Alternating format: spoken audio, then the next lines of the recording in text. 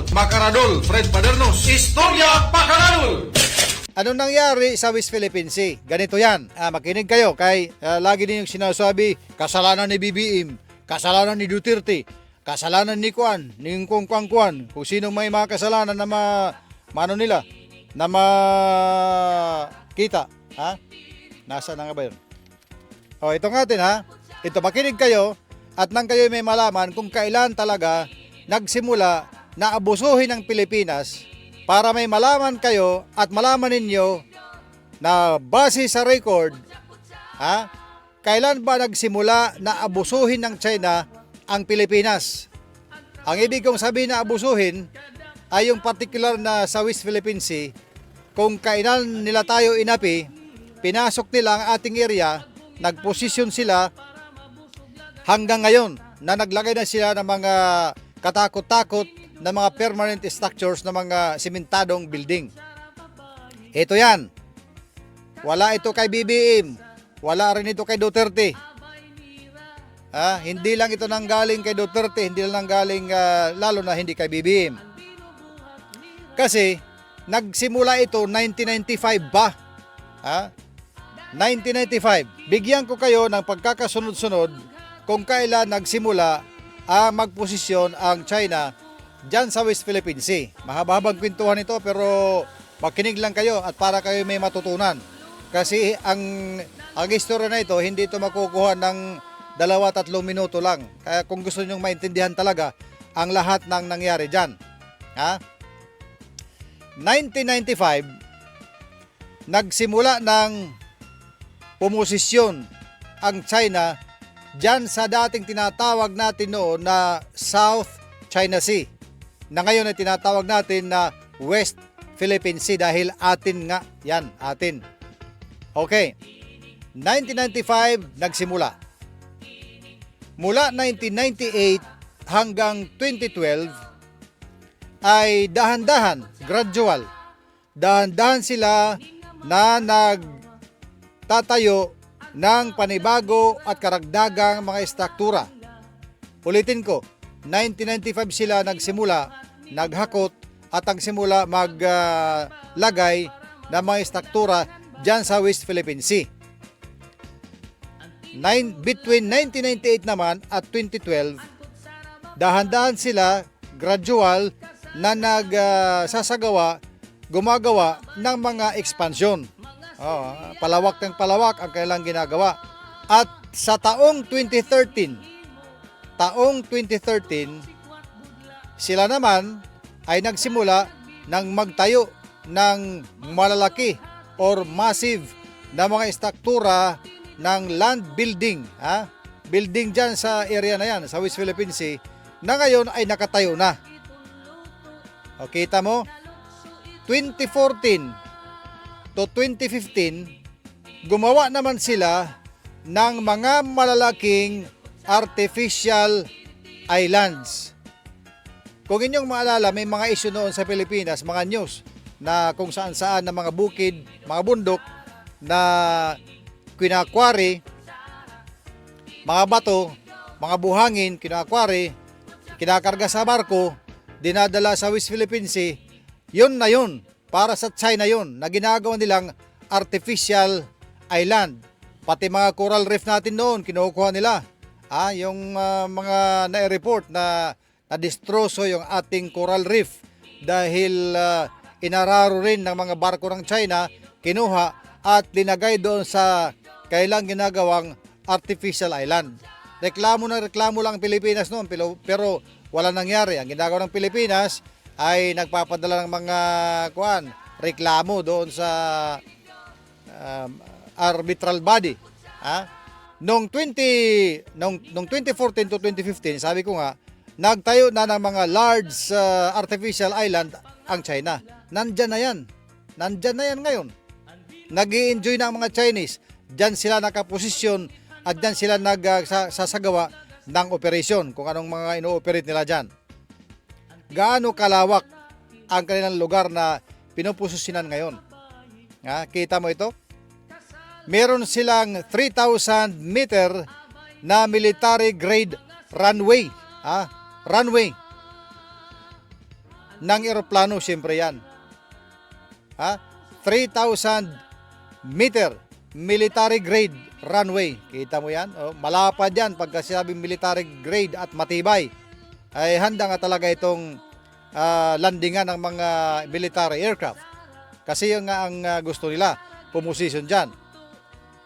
Maliban dyan, meron din silang mga deep water ports, aircraft hangar, radar station, radar. Meron din silang radar station, multi-story building. Kita mo yan?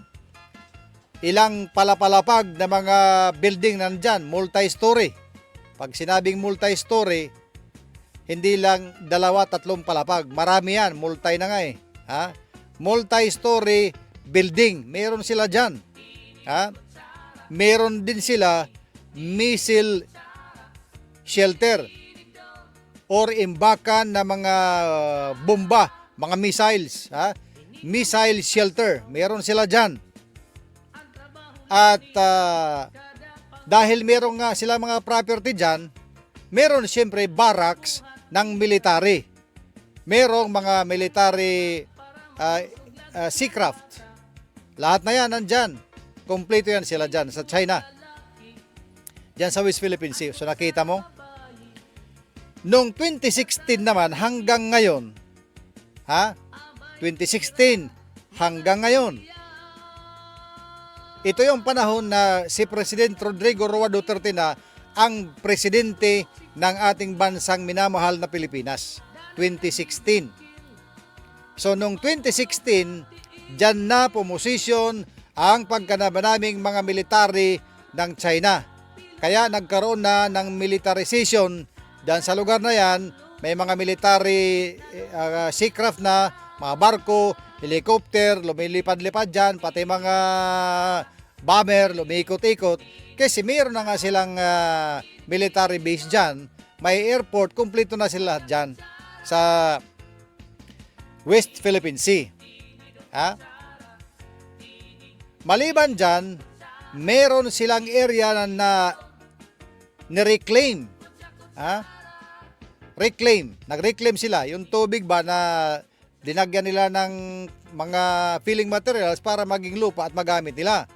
So meron sila niyan. Yun ang sinasabi ko rin na naghakot sila ng mga materialis. Meron sila niyan.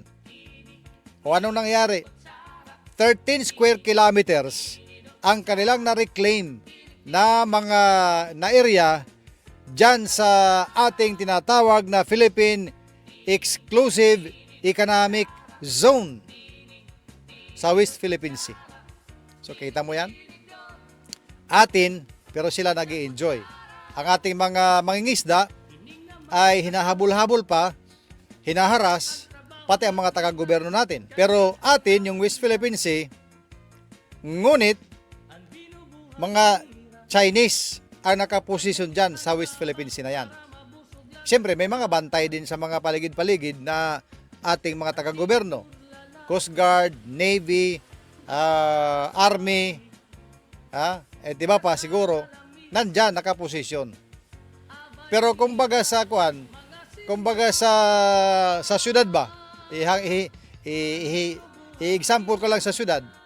Kumbaga sa syudad, yung West Philippine Sea na yan, yung area, mga Chinese ang nasa downtown, sa heart of the city, kumbaga sa syudad. Yung atin na mga tropa, pabantay-bantay, nasa gilid-gilid lang. So China ang nasa downtown.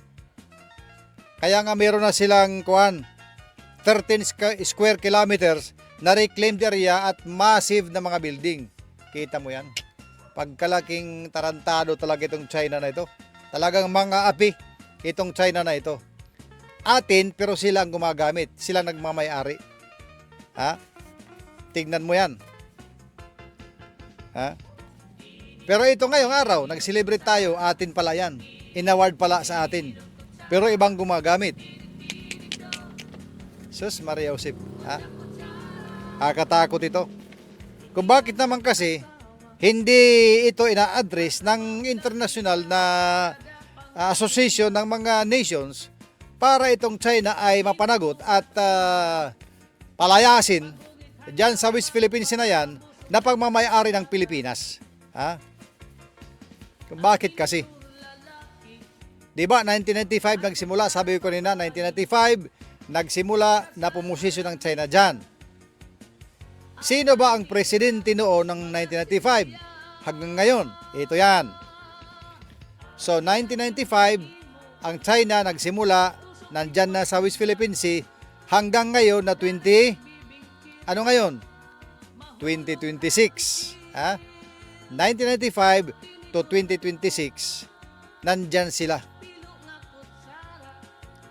Napapakamot tuloy ako. Okay, ito yung mga presidente. Tinig-tinig daw